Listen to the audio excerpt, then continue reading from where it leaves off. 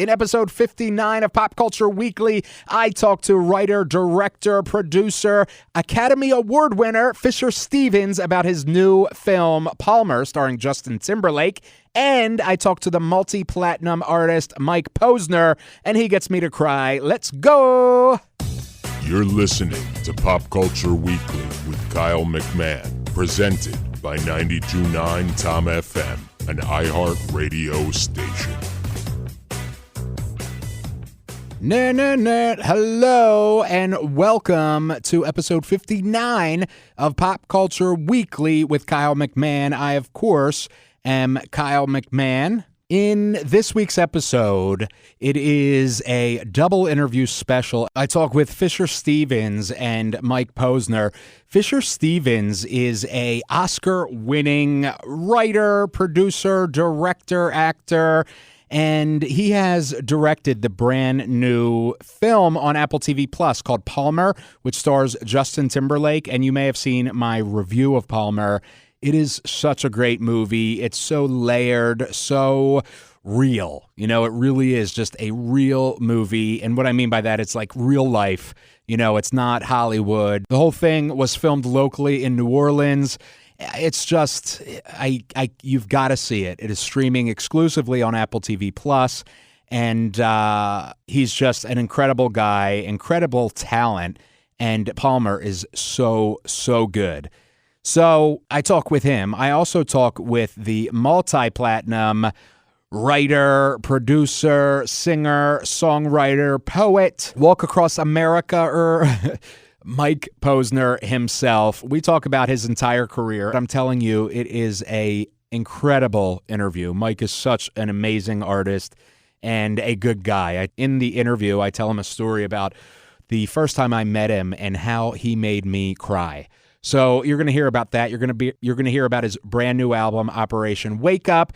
You're going to hear about his brand new song, and it is a bop. I'm telling you, it is a bop. And that song is Momma Always Told Me. Such a good song. So let's get into it.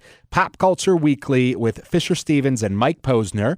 Let's start off with Fisher Stevens as he talks about his new film that he directed, Palmer, on Apple TV Plus.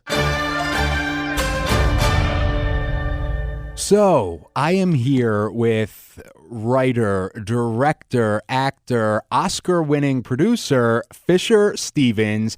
Thank you, Fisher, for joining me on Pop Culture Weekly on iHeartRadio. Thanks for having me, Kyle. It's good to be with you. It's too bad we can't be in person, but that's the world we live in right now. Yeah, I'm hoping it'll change soon. In the next, 6 months or so, we can start getting back to some kind of normalcy. I'm looking forward to that. So, I want to talk about your upcoming film, Palmer, which is absolutely incredible. But you have an interesting backstory, which I love. Can you tell me a little bit about that? You've done a lot of things from on and off Broadway, television, movies, writing, directing, producing. It's just so interesting to me. Can you talk a little bit about that? Well, I started acting very young. I got my SAG card when I was 16. And even started studying acting at a younger age. My mother actually, we lived in a loft in the meatpacking district in New York City, and my mother couldn't afford to pay the whole rent, so she rented it out to an acting school that built a stage in our loft and taught. And I started studying at 13 in my own loft. So by the time I started getting older and working in my 30s, I was like, my mid 20s. I wanted to kind of do more than act. I wanted to direct and produce and do kinds of other things beside acting. And I found I did a lot of plays. And actually, I did a play with Tim Robbins. Tim Robbins had an acting company called The Actors Gang. And John Cusack, Jeremy Piven, Tim Robbins directed us in a play in LA. And I was like, this is cool. I want to do this in New York where I live. So we ended up starting a theater company. And then through that, I started directing, producing, writing little short plays. And it just kind of, I just kind of started balancing all that out. And then I started producing movies, and in 2002, I produced a documentary about the New York Cosmos soccer team, and the documentary was terrible. And I had to my partner said, "You better fix this, man." So I learned on the fly, and that's what got me into documentaries. And then I started making a lot of documentaries as well. And I found that to be an amazing, amazing medium for expression. And you could actually move culture and talk about kind of real heavy issues and try to do it like movies. So I fell in love with that. And I've just been kind of bopping from one thing to the next. Keeps me really excited and fresh. And I feel so grateful that I can continue to work in all different types of this medium. And that's something that I admire. I myself I don't like to be tied down to one specific thing, and it when you have kind of a wheelhouse of creative outlets, for me anyway, it keeps it much more interesting. And I might do this today and I might do that tomorrow, and it kind of fulfills all my needs on the checklist of creativity. Is that similar for you? Yeah, and it makes you really fresh. I mean, to be honest, there were some times I look at my acting and I'm going, "Oh my God, what am I walking through this? Like, what? I wasn't inspired." Now, when I act, every time I act, I get so excited and it's so fresh and new. When I direct, it's like, "Oh God, how am I going to attack this? How am I going to approach this?" So, it does keep it exciting. It does keep it fresh, and it keeps you curious and interested in things. I mean, a big part of making films for me on the other side and acting is curiosity. Whether when you're acting, it's like curious in the role you're playing, and the people who, I remember I had to play a roofer from Pittsburgh in this movie Only You, and I remember like, wow, what does a roofer do? What is life like in Pittsburgh? And you go and you immerse yourself in these lives and these worlds, and it's like, yeah, it's just curious, and when you make documentaries, you certainly get to go deep into other worlds. Yeah, I don't know. I feel blessed and lucky, Well, and speaking of documentaries, before we get to your narrative film, you were a producer on Tiger King. Did you have any idea that it was going to be this huge cultural phenomenon as you were filming, as you were going through the process? No, I thought it was going to be special and spectacular. I mean, Joe Exotic is a movie star. He's wild. The relationship with Carol Baskin and him, and then, all the characters really.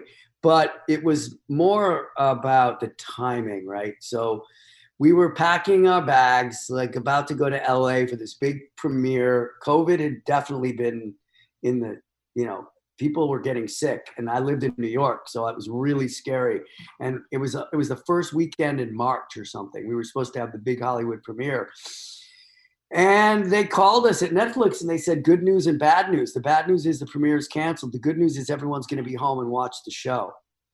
And we were like, "Really? But how are they going to know about it?" And they're like, "Don't worry." And they were right. Yeah, I mean, just on my show, we spent one entire episode dedicated to Tiger King because it was just riveting. I mean, you couldn't make it up, You couldn't make it up. No, it's and crazy. The footage, it was crazy. And we didn't know what it was going to be. And originally, we were going to make more of a conservation film about smuggling these rare animals and then people owning them. But it wasn't until Eric and Rebecca found Joe and Carol in that story that it really took shape. We didn't really know what it was going to be up until that point, and obviously it wasn't called Tiger King. Right. So Palmer, I absolutely adore this movie. It is very, very special.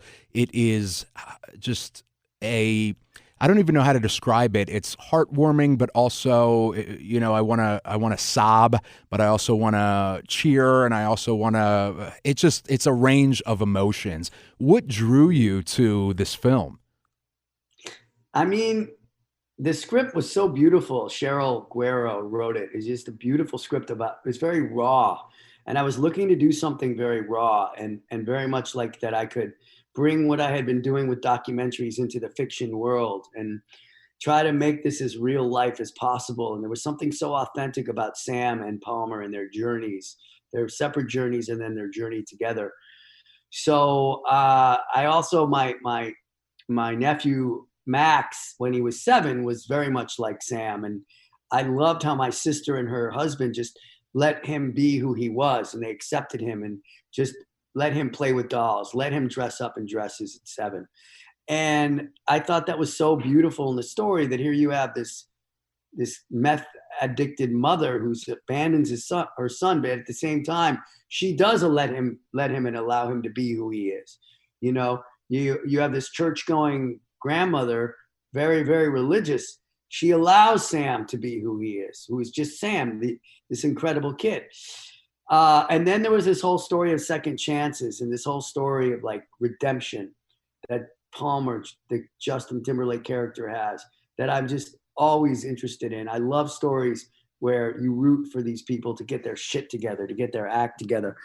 And so I was like, I got to make this film. And at the time there was a director attached, and I guess it didn't work out, but I just said, I need to meet with these producers and this woman who wrote it. And I kind of forced my way in the room, and I worked very hard. And eventually, you know, I had to like raise the money and find the actors, and, you know, found a great producing team, and they supported everything I did. And we got it together, you know. Then I had to cast it, of course, which that's a whole other thing. Every director will tell you casting is just like a nightmare. It's a heartbreaking experience. And then finally it can be the greatest day of your life, which it was. I'm sorry. Two points to that. One is, you know, I didn't really think about it until you just said it, that it really is kind of 3 journeys, which is the journey of Sam, the journey of Palmer, and then their journey together, which makes it all the more unique in a lot of ways. And that kind of just hit me as you said that. I love that. Regarding casting, the cast is absolutely incredible. Obviously, Justin Timberlake, the entire cast. For a movie, for a smaller film that is kind of, I don't want to say day in the life like Americana, but almost. How did you decide on the actors that you did? And then also Justin Timberlake, you have this ginormous pop star. How did all of that come together with the casting aspect? Earlier, when I was trying to make the movie, I was going to a bunch of other actors. I had a list of about 6 actors that I wanted, that I thought would be great Palmers, but that also I felt like we could get enough money to make the movie. And that was in 2017, 2018. Justin wasn't on that list. I had found one actor that was a potential. We talked about it. I started casting Sam's. He hadn't fully committed, but because I was very worried always about Sam. Like Sam was the key. So I started my Sam search, and I found a kid that I thought was great. And then the dates didn't end up working with this other person. We never got it together. The movie fell apart. Couldn't get for whatever reason. Everything went dark. And then I was making this documentary with Leonardo DiCaprio, and his manager I gave the script to get advice, and they suggested Justin Timberlake. And I was like, wow, that name wasn't on our list. He certainly could get us money. Would he do it? Could he do it? He hadn't acted in a bit. He was fantastic in a bunch of movies that I'd seen. I was like, yeah, that guy's a talent. So I did a long dance. I went and saw him perform. And man, I was blown away by his concert. I was like, Jesus, this guy's incredible.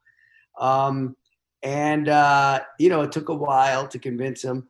He was also on tour. He had to finish his tour. Mm-hmm. And then he said, yeah, man, but we got to get this kid right. And by that point, that kid that I loved was too big. So I was like, yeah, we got to get the kid right.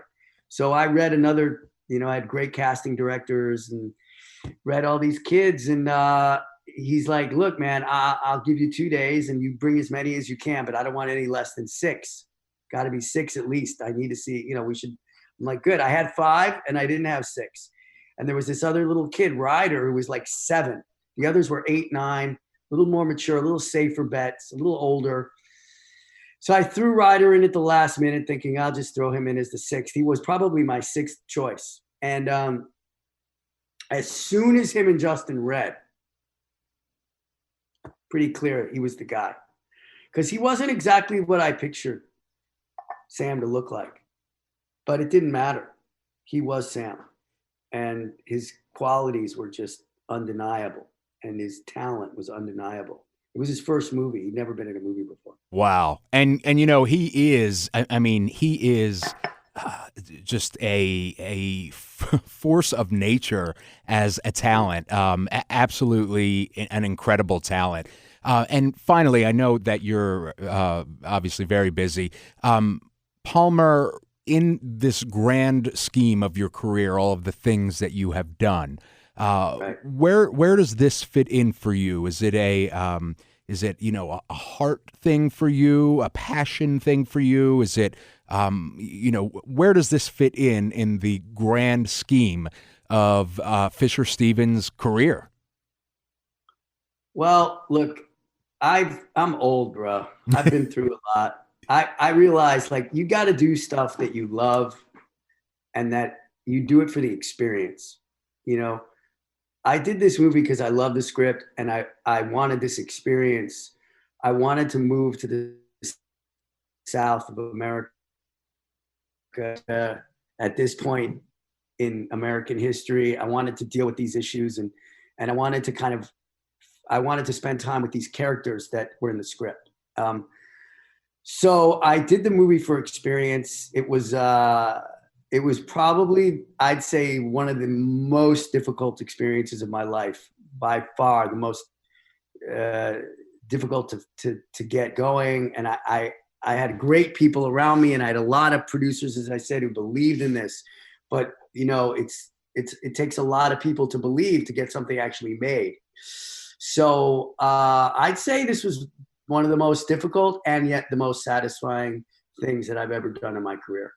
And I love the cast, and we really did become kind of a family. And you hear that a lot, but we really did focus on making it like a little company of actors.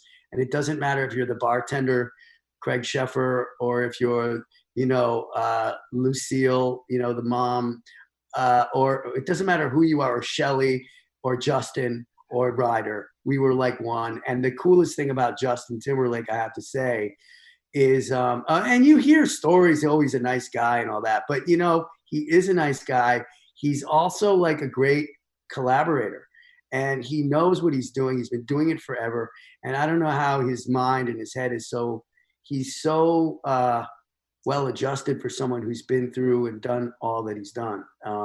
So having him as a collaborating partner was just a great thing. And we loved making it. And I say you can talk to anybody involved, and I think it was a very special experience for all of us. Well, and it's a special experience to watch, and I can't wait till everybody sees this. And I think that I'll be seeing you on the award circuit for this one once again. So I hope so. I am rooting for you and this film. And thank you so much, Fisher, for speaking with me. And like I said, I can't wait for the world to see this film.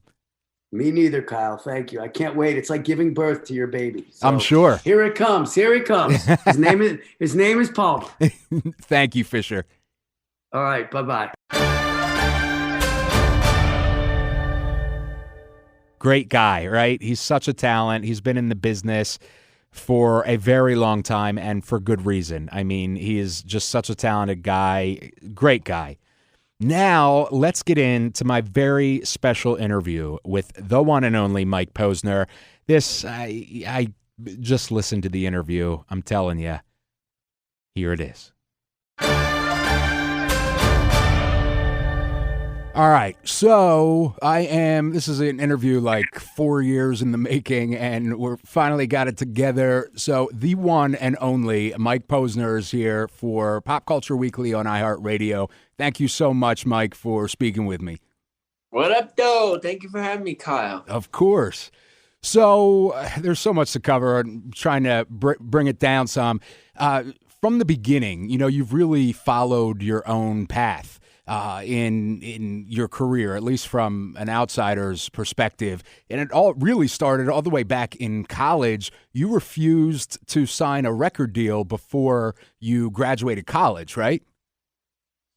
No, I ended up signing a record deal after junior year. And then the thing was, I was going to drop out, because I basically had a job at that point.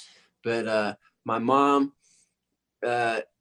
she was quite upset about that plan. So I went back and finished my senior year. Got you. With a record deal. Okay, got you. So you had the record deal as a junior.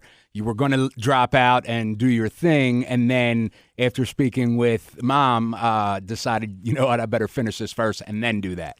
Yeah, and then I was just living this crazy double life where I was going to class like during the week, and then I'd play at other colleges Thursday, Friday, Saturday, and come home. It was just a wild time, bro. Like I was living in the house with my boys, and like, you go like I was playing shows at other schools, and it's just crazy parties that they're throwing for me and all this stuff. And I come back to our house at my school and my feet stick to the floor. And it's like, dude, there's a party going on there. And I'm like, oh my God, bro. But that's pretty cool though. This was a long time ago. It's pretty cool though that, you had the self-discipline to do that, because a lot of people would and have, they're like, screw this, I'm going and doing the music, rock star thing. Yeah. I don't really have that problem with the discipline. I probably have the opposite problem where I get too much discipline, or like I get so locked onto a thing. I'm like a pit bull, It's like if I decide I'm doing something, I'm doing it, and nothing's gonna stop me. But that's not always a great thing. You can go too far with that, I think, at times. that's probably my problem. Yeah, for sure. I mean, I tend to have the same problem. I get over focused on something, and then it's like, Kyle, like, give yourself a break, man. Like, relax. Yeah. So you've released numerous works of art. You've written for other artists. You've produced, collaborated. Obviously, you have your own huge career. And, you had the biggest hit of your career at that point with Took a Pill in Ibiza. And then you followed that up with a book of poetry and a spoken word album, which I think is insane and awesome. Was that conscious for you? Were you like, you know what? I just did this, I just did this huge thing, #1 everywhere, this giant song, and I'm gonna release a poetry book. Like, was that conscious? Man, that's just who I am, man. If we ever hung out or you have talked to my friends, I'm just a weirdo. I'm a weirdo, man. And like I'm following my heart when it comes to this art, whether it's music or poetry, or if I'm drawing something or if I'm doing something athletic. I'm just doing what I'm called to, I got a line in a song I never put out. So everybody got opinions what I'm supposed to do. I'm just keep doing the things I was chosen to. And that's it, and it's like you read that back to me and I laugh, because at the time I'm just in the work, that's like poems are showing up in my head. So I'll do a book of poetry, or whatever. But when you read it to me, it's like, it's almost comical. Yeah, you got this like #1 big hit, then you follow it up with a book of poetry. Like, who does that, bro? I don't know. Me, I guess. But that's the awesome thing. That's one of the things I love about you is that you do follow your own path, or as you say, your heart, and to me, it makes it that much more interesting as somebody that loves your work. And I'm sure it also makes it more interesting as an artist and a person. It's all that matters, like we get caught up people in my industry get very caught up. Everyone's chasing hit records. And I was talking about this last night with my friend. Excuse me. We were talking about Lollipop, Lollipop. Remember that song? Lollipop, Yeah. Lollipop. Yeah, it's a hit record, but it means nothing to me. And it really, I don't think meant very much to culture, didn't move culture forward. But yeah, fun song, whatever. So when we look at music now, we look at hit songs. How many hit songs there are in a year? Probably 100 or a lot. Most of them are like Lollipop, Lollipop, and that's great. I'm not hating on anybody. Do you, live your life. It's great. But that's not particularly what I'm interested in. I'm interested in the pursuit of truth, and that's what I think being a real artist is about. Also, if everyone likes you, you're probably not a real artist, so it can be a lonely and crazy path.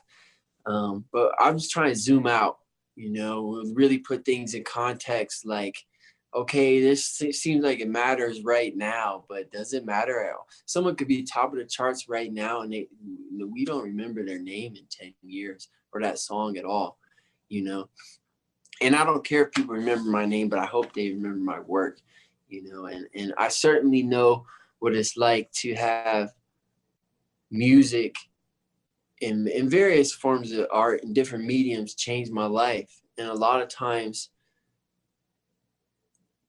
it's made by someone who's not even alive anymore, So I think about that all the time. Like the person that this touches, they might not even be born yet, So that's when I'm creating, it's me saying this is what it's like for me to be human, and then whoever hears that on the other side or reads that on the other side, they may, if I did a good job, go, thank God someone else knows what it's like for me to be human too.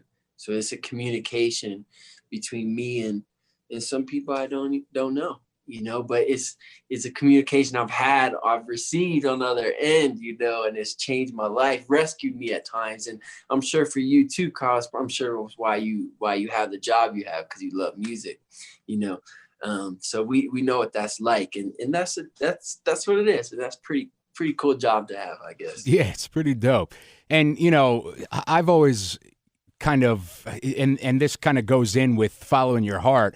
I love how, there's no genre that defines you, at least for me.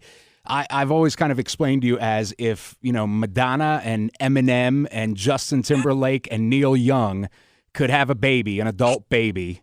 And it's 2021, so I'm sure it's possible somehow, but it would be Mike Posner. I mean, you have a greatness from each of the genres that you do, and it's just Mike Posner. You know what I'm saying? It's the artist. It's not the genre.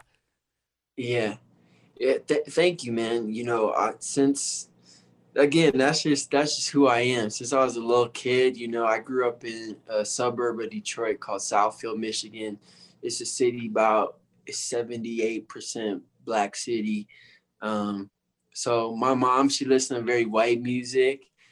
Me and my friends, we listened to a lot of hip hop growing up, and I'd always hung out with different people, for different races, different socioeconomic classes. So I listen to everything, as I'm sure you do. And of course, it would be weird if I didn't mix all those things up, for me, because that's just who I am. It's what I listen to. I listen to everything. Yeah, and I love, again, I love that, following your heart, because I'm sure in your career there's been pressure to, keep making cooler than me, make another cooler than me, or make another Take a Pill in Ibiza. But I'm sure, and I'm speaking for you at this point, but I'm sure that's not satisfying creatively to you to keep rehashing the same thing over and over, when as people, as artists, we're much more complex than that. Yeah, I never do that. I got literally 0% interest in doing something over. What is the point of that? Yeah. I don't get it, but so it's always moving forward. And for me, it's like, the music gets better as I get better as a man, you know? So, excuse me, drinking this LaCroix, dude. I love LaCroix. Yeah, but it tastes good, but you got to burp a lot. Yeah. Probably not great to do for an interview. Oh, we'll edit that out, brother. We'll edit out your belches. What was I talking about? Artists creatively rehashing the same thing. Right. I was on some tangent about that. I don't remember what I was talking about, bro. It's all good. So moving forward, and we're obviously going to work our way towards today, but Mansionz is a freaking masterpiece. Yo. Oh my God. I mean, just from start to finish, it is a journey. You know, that album is a journey from start to finish. Thank you. Yeah. Are we, are we ever getting a sequel or what? Or is that a one and done?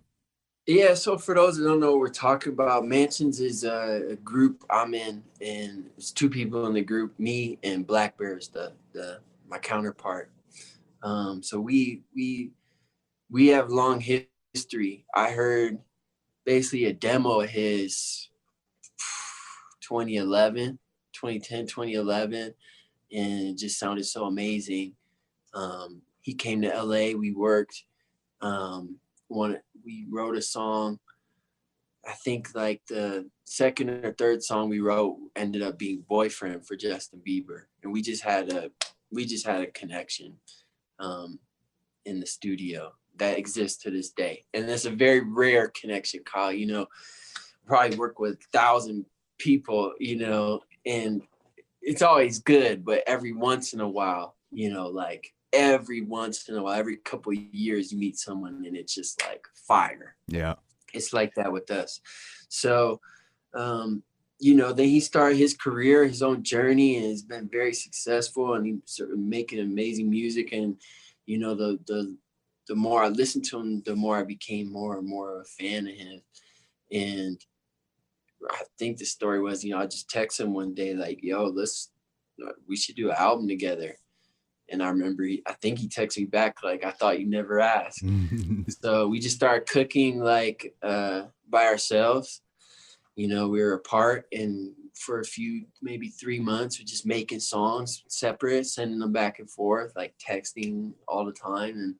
And then we got a cabin in Lake Arrowhead and just spent 2 weeks living together, and then brought all these ideas and made an album. And it's wild, man. It was one of the most like creatively liberating things I've done, you know, because even though I felt like I always was just completely free as Mike Posner, do whatever I want. And I really tried. There's still some like subconscious boxes that we put ourselves in. But when we did Mansionz, I wasn't Mike Posner. I was just in Mansionz. And that was the first time I really like started doing poems on the album, and like we just spread like our wings yeah, all the way out and just went crazy, man. Because it just didn't matter, you know. It wasn't us. It was us together, which was something different. And the other thing was like we were so tired of making albums, doing the art, and then later we loved that part, but then having to do like what we called the work, which was like doing interviews, talking about yourself, you know, visiting the radio stations, doing the TVs, all that kind of felt like BS to us. Like there was some like element of that was fake to us. And so we just decided for Mansionz, we're not going to do that. We're going to make the promotion part of the art. That won't be like us talking about the art. That will be part of the art as well. And so that's when you had us, when we started to do it, we said, hey man, let's both dye our hair green, you know, almost as a symbol, like this isn't a side project. Like this is, we're in this, you know? So now we're both got green hair, and it just like, we were just like two bad kids in the classroom that make each other worse. You know, that's kind of the vibe, man. And as far as Mansionz too,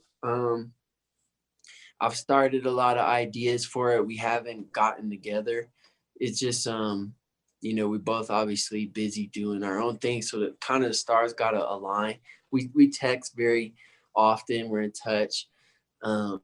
So just waiting for the time when it makes sense when we both can get together. Because sometimes also we both have time, but one of us won't be ready like mentally to go there, because it's a deep kind of place to go for Mansionz. Yeah, I mean, so, just the album, like I said, from start to finish is just like, and then in the center, thinking about horses, I'm like, what?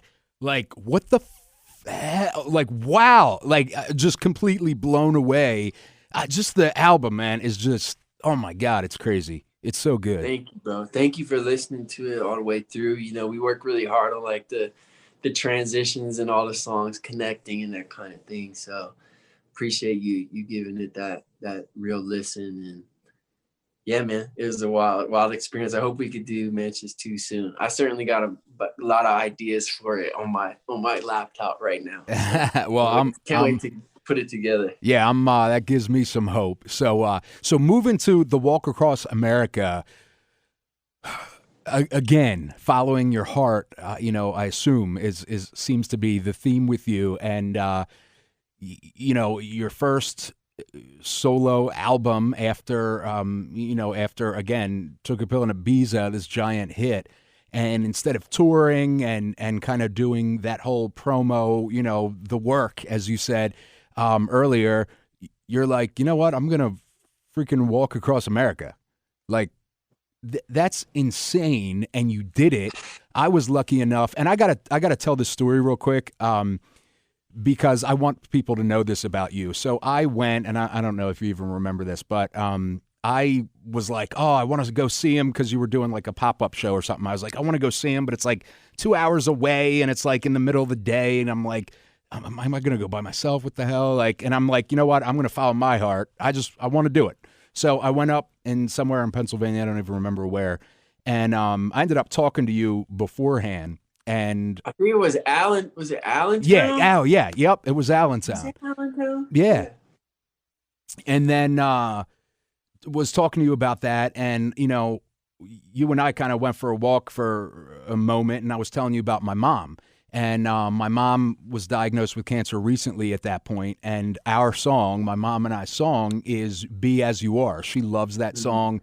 For me, she loves the video, you know, and it meant something to us. And you were so awesome about it. And I was not expecting this. This didn't come up at all. But the very first song that you played at that pop-up show, you came over to me, kind of stood in front of me and played Be As You Are, which, of course, had me, like, crying. But that's just the type of dude you are. And I think that, you know, nobody would ever know that story. And I think that's a story that deserves to be known because of the type of person you are. You know, I wear this for her on her battle, and it's just something that really meant something to me. And I don't think you knew how much, how cool that was, you know what I mean, of you as a person. So first of all, thank you for that. You're welcome, man. And yeah, that time was special because we're always just running, at least for me, like always just running, working like on our own lives all the time. And one of the cool things about that walk was I just made time, you know, for myself to listen, you know, to people. And that can be a gift, you know. So that's really cool story to hear back, you know. Thanks for sharing it. And yeah, man, I don't really know what else to say, bro. That's deep, man. Yeah, I mean, you know, it affected me, you know, in a good way. Like I said, she had just been diagnosed, and yeah, I'm getting like chills thinking about it, making me tear up. But thank you, and again, people, you know, that's the type of dude you are, and I just think it you know, it shows where you are, and thank you for that. And then the other crazy thing was we ended up having this like meditation session. Yeah. Like in the middle of this field and like nowhere, you know, in Allentown, Pennsylvania. And I ended up making friends like Tim, that people I still talk to this day. That's beautiful. From that thing. And like I said, at first I was like, I'm not going to go by myself, like, up to the show and blah, blah, blah. And something told me just go, and I went and made all these friends that I still talk to. And this, I don't want to put her name out there, but my partner, because you had us partner up and kind of look into each other's eyes. And for an uncomfortably long time, mind you, for the other people that are watching and listening, we both just started crying because there was a whole feeling, spiritual, higher level thing going on there. I think for all of us there, that afterwards, as I was kind of going back home and kind of reflecting, and I'm like, I just went to a show. And there were like 300 people meditating together, like crying and hugging each other. And like, I'm like, that is higher level shit. You know what I'm saying? And it was a beautiful day. It really was. And there's a ton of artists that I love, but there is nobody in this world that I don't think has ever done like this group meditation session in the middle of their show. And why was that important to you? I mean, that's so cool. And like I said, I've never heard of that being done ever. What is that about? Well, it's like, so if people don't know what we're talking about, there's a lot of different kinds of meditation. But one of the things we'll do sometimes in the studio, and it sounds pretty crazy. I guess it is kind of crazy. But one of the things we'll do is like in the studio, or sometimes I would do this like with my ex-girlfriend, we'd do this to you, like having a fight and you like do this and it helps. But you just sit cross-legged, almost with your knees touching, and just look into one another's eyes without speaking. And sometimes you want to laugh or cry, whatever, you just stay with it. And there's always something on the other side of that emotion that comes out. And sometimes it's just really powerful. Sometimes it like your eyes start to do tricky things and like you kind of feel like you're hallucinating almost. And you're right. Sometimes, we don't really take time to really be with each other without like doing something or talking about something, whatever. Just to be with one another can be a very deep and moving experience, and a lot of times it's emotional because we don't take the time to really look at another person, really see another person. And then when you're doing that, you start to see that person, you realize, oh shit, they're seeing me too. And it's incredibly vulnerable. It is very vulnerable. And so this is like a powerful experience for me. So I thought, why not share that with other people? And if we're all here to have an experience, like the people are showing up for something, it's not to like, I don't know. I guess it's different for different people. Maybe some people are there just to get a picture for Instagram. Maybe that's why I think they're there. But I would like to give them something more, something deeper, something they could take back with them in their life, And I think like one of my highest goals is to help people experience transcendence, whether that's through a song or through that meditation, whatever, and so that's why it was important to me. I'm a meditator. I meditate twice every day. And so the same way I share my music, I want to share that, with other people too. I love it, man. It's just, I feel like you had to be there to even, know the feeling that I'm talking about. That was a crazy day. And it wasn't all because of me too. Remember Matthew Schuler when he sang Hallelujah there? Yeah. Oh that my God. Was nuts. I was like, oh my God. Yeah. It was just insane. It was very special. And I'm glad I followed my heart to go up there. I'm glad you did too, man. It was so cool because you think like, just so people understand, like we do these shows, we call them ninja shows. Amanda Palmer came up with this concept, but these shows happen like we just Instagram or tweet out, hey, we're going to be at this park at 7 p.m. And we just show up with our guitar and that's it. There's no microphone, there's no tickets. So like literally all these people come, they just sit on the grass and we play. I always can't really do that right now, I guess, with COVID. Yeah. But it's like you think you need all this stuff to make like a good show or have an emotional experience or to touch other people, like a stage, a microphone, lights, a band, all that stuff. And it turns out sometimes you get rid of all that stuff, you can accomplish that goal better. You know? Yeah, it's I'm incredible. grateful I was there as well too.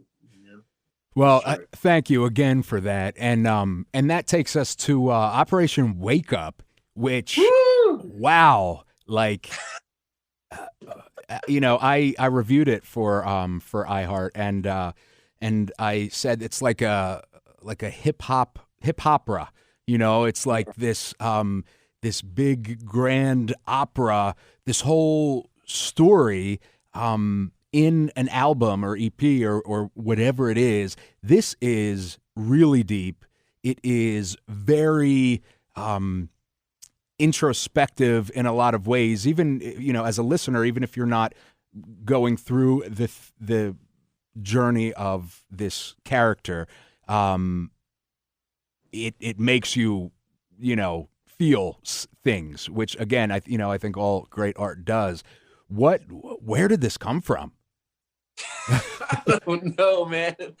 I don't know where the heck that it came from. You're right. So Operation Wake Up is a fictional album / story that basically goes through a day in my life.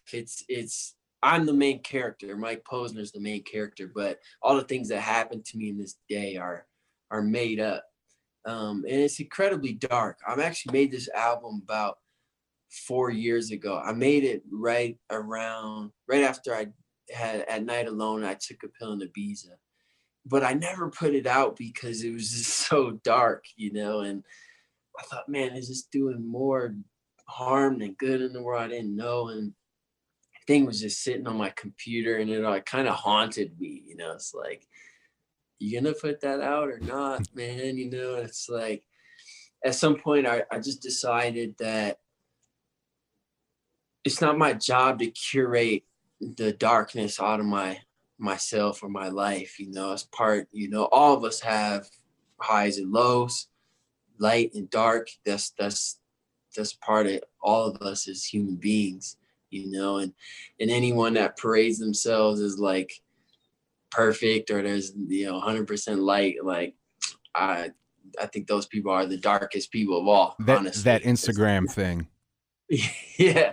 So I just decided, man, like, this part is part of me too. I made this, and I'm really proud of the writing, as a writer, the fact that I was able to like accomplish that goal of having these songs connect and like make sense in this story, connecting. I was proud of that as just from a technical writer standpoint.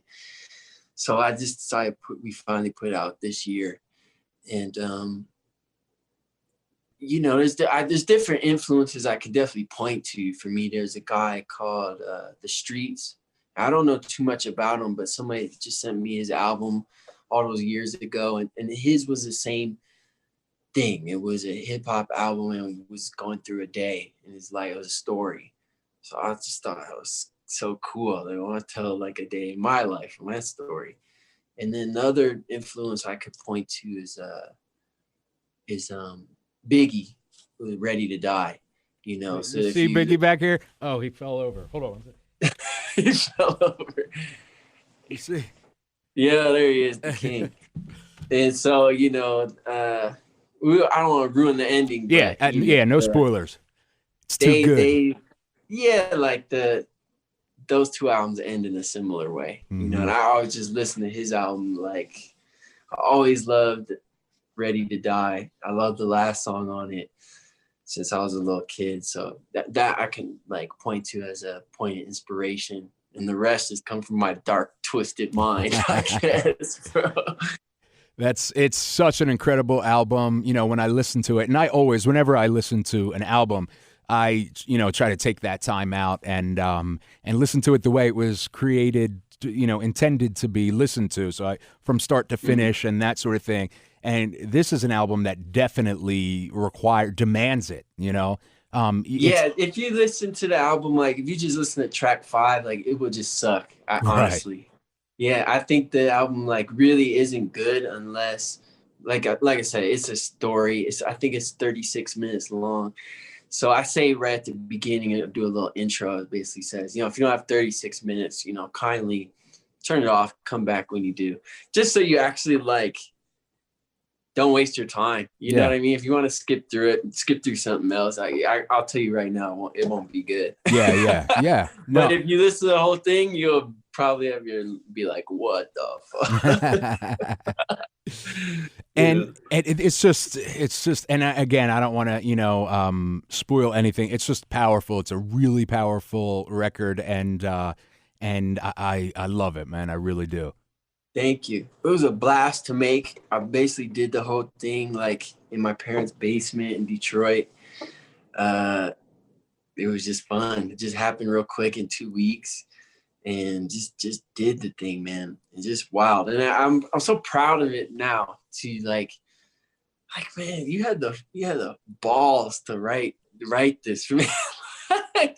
Like people think you're gonna write another Chicken Fill of Bees, and this is what you did. Like I'm proud of that. Proud of that. You should be, and you really should be proud of your entire career so far, man. I mean, again, there's so many things that you have done that are not, the typical artist path, and I think your work and you as a creator, as an artist, is better for it because it's rewarding to listen to. It's rewarding. It's not that lollipop. You know what I'm saying? Yeah. Thank you, man. Of course. I appreciate you listening. Of course. And then just this week, Momma Always Told Me. So tell me about that. Actually, so this song is a little older too. I made it around when we were writing for Real Good Kid, and I was just my cousin was reminding me because he was there the day we did it. And when I talk about we do these meditations, I remember we did this those meditations this day when we did this song, and basically, I had this house in Venice Beach, California. And my friends used to just come over and hang out. It was near the ocean. So Jimmy Valentine, he's the lead guitarist in Maroon 5. He'd come over a lot, almost every day for a while. And my best friend, Adam Friedman, who I do a lot of writing and producing with, and Pete Kuzma, who played keys, and my boy Stanaj, who's one of the best singers. Everyone was just coming over, hanging out. We were jamming, and then we'd meditate, and then the other thing is we'd go swim in the ocean for the sunset, because in LA the sunset's right over that horizon. It's on the West Coast, obviously, and it was just beautiful. And man, one day Jimmy was just playing this guitar, some funky thing, and I just start hearing the melodies and stuff, writing them down. Stanaj came over, we did some lyrics, he starts singing on it. Jimmy goes outside, he sees his friend Kate. He's like, Kate, he hasn't seen her. She comes over, she I guess lives across the street from me. I didn't know her. She comes over, her roommate, so they're singing on the chorus with us. Take care of your shit, it just came together like that. Live your life. Yeah, man, it just was a great song. And for me, when I listen back to it, whatever element I'm listening to at the time, whether it's the horns or the keys or the guitar, each one of those instruments is played by somebody that I love, so it's just, I feel great listening to it, man. It's awesome. It just instantly puts you in a good mood. It's bouncy. It's a bop. You know what I mean? Hopefully, and then shouts to the homie Young Bay. He really nailed the production and stuff. Got it right. Yeah, it's such a great song, man. We need a TikTok dance challenge for it. It's just that type of song. Shit, man. Maybe you can come up with that. I got some gifts in my life. Dancing ain't one of them. I will come up with something for you, brother. So, yeah. a couple of final things. What is the biggest trial that you have had in your life that, obviously you feel comfortable talking about?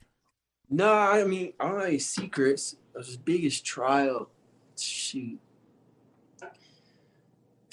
This is a crazy answer, but honestly, I'm like a white dude in America, and like shit has gone, all things considered, really, really well for me. Like really well. And so the problem with that is you don't really grow unless you go through hard things, you know? So for me, like my walk across America was in part manufactured difficulty, because I knew like if I just stay in my comfort zone all the time, I won't grow, you know? So I basically like chose to do something really hard. Life didn't create that for me. I created it for myself. So I would say maybe that's like the biggest thing, you know. It's like that walk was really hard. My body felt like it was falling apart. I bet. You know, like you just get up in the morning and you're like can barely stand up, and you're thinking like, how am I'm supposed to walk 20 miles today? Like this makes no sense. Or you're getting to like Kansas or whatever, and it's like you got nothing in the tank, and you know that you're not even halfway, like, and you told everybody you're gonna do this thing, and like it's a horrible feeling, you know. It's not feeling like I want to quit, but feeling like I'm not going to make it. Mm-hmm. You know? And so, and you did. I would say that's probably like the hardest thing I've done. But I chose to do it, you know. A lot of people go through way harder things than that, and they didn't pick it, you know. Life just gave it to them. So I don't know what to make of all that, but that's what it is. I know it made me a better human, better man, for sure. And, you know, you've had success in so many areas throughout your career, and you've got another, 5 decades to go of it. What does success mean to Mike Posner? Man, I'd be lying if I said like if I truly don't care at all about popularity or money or all this. You know, there's a slice of me that still cares about all that stuff. So I guess putting that aside, I mean, true success, I think, is peace of mind. It's peace of mind, happy where you are, content where you are. Still inspired and motivated, but not feeling like anything is wrong with the way things are now, you know. So I would say that's probably like real success. So I have it sometimes, usually not, you know? Usually not. But, you know, and this is kind of sums up our conversation, and my feelings towards you is that not only are you doing that for yourself, but you're sharing that journey with others, highs and lows, good and bad. And to me, that is true power, you know. You're doing it through your art, but there's so many people who, you know, those lollipops, what does that mean to anybody? You know, I'm would bet, you know, my world that didn't change anybody's life in a meaningful way. The art that you're doing, the things that you learn, the things that you're going through, you do share with the world, and that has the power to change other people's lives. And I think that is a testament to true art and a true artist, which you know, is what you are. Thank you, bro. I feel like I'm in a very privileged and amazing situation, which is, you know, when I was basically 23 or 22, I had my first hit song, and in essence, the people who listen to my music gave me money. They gave me their money to the point where I didn't go out and buy a Lamborghini. So I realized, and I didn't feel any happier or less happy. I just felt the same. So but I've been gifted this opportunity to go, okay, if life isn't about money or popularity, because I just got all that shit and I don't feel any different, then what is it about? Okay, so that's been my second chapter, basically the last 10 years is I've been exploring, you know. I've been going to the monastery, you know, for 12 days, sitting in solitude, meditating. I've been walking across America, all these different experiences, and I report back. And I report back because not everyone can do that. You know, and the people that gave me the opportunity now, you know, they like a lot of them, they got a job, you know, they got kids or whatever. And so I live like on the fringe of society. We probably like, and this is maybe Alan Watts said something like, if like the bum or the homeless person in like society, I'm not saying this is right, but they probably had like ranked at the bottom of society. And I think that the artists should, and they're really like on the fringe of society, almost not considered part of society. And I think the artist should live in a similar way. It should be on the fringe of society, maybe on the top end, like almost not part of it, you know, dipping their toe into the unknown and reporting back what's over there. That's what I think my job is. So try and do it. It's you know, it really is, and it might seem like I'm being dramatic or whatever, but it really is a higher calling when you put it that way, because you are bringing experiences and thought processes and wisdom that you're learning from, as you said, things that most people aren't able to do, you know, and that is a higher calling, and it's through your art that you do that. It's what I do. You know, it's a weird job and lonely sometimes. I don't know. I'm not sure it's any important than anybody else's job, like the mailman and the doctor and the lawyer. We need all those people. Absolutely. So this is my part. Absolutely, bro. And my part. My last question to you is, what's next for you? Because if somebody had, you know, if I made a bet, I certainly wouldn't be able to guess it. So, right. Man, I got my next like big project. I've been training for it the last year or so. I'm going to be announcing the next month or two. So that's on the horizon. If anyone cares, they can follow me on social. It's just Mike Posner on there. And then, as far as music, man, just like I'm always making music. Hopefully we get Mansionz 2 together soon. Hey. This song that Momma Always Told Me be part of an EP I will drop soon. I don't know, in the next couple months. And then I'm working on next like proper album.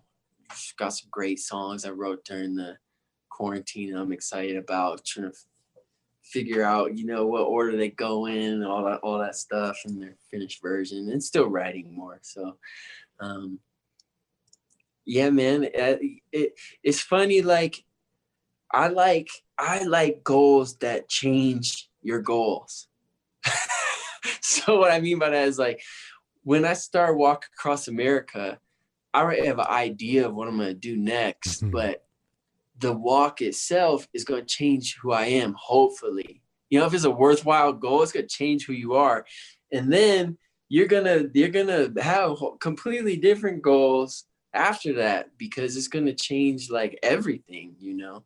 And that certainly happened on my walk. So I don't even really know. You know, I got about till June planned, and that's it. Nice. Well, Mike, again, thank you so much for talking to me. I went really over, and I just realized that, and I hope I didn't throw off your schedule, but it's all good. I appreciated it, Kyle. Thank you. Talk again soon, all right, bro? Absolutely, brother. Next project, Woo! You know, we'll be talking again, man.